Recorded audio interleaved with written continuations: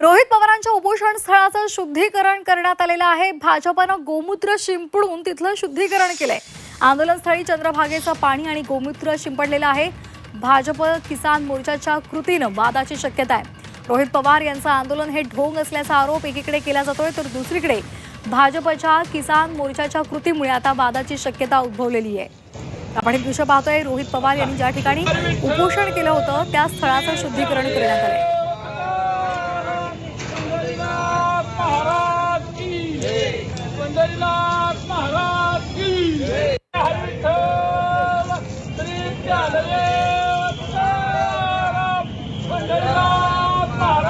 याच पंढरपूरच्या पावन नगरीमध्ये ज्यांच्या कुटुंबानं अनेक बँका खाल्ल्या, अनेक कारखाने सहकारी कारखाने खाजगीकरण करून स्वतःच विकत घेतले, अनेक शेतकऱ्यांचे काटे मारले, शेतकऱ्यांच्या नावावर बोगस कर्ज उचलली, अशा कुटुंबातील पवार कुटुंबातील रोहित पवार हे शेतकऱ्यांचा कळवळा आणत या ठिकाणी अन्नत्याग आंदोलन करण्यासाठी आलेले होते।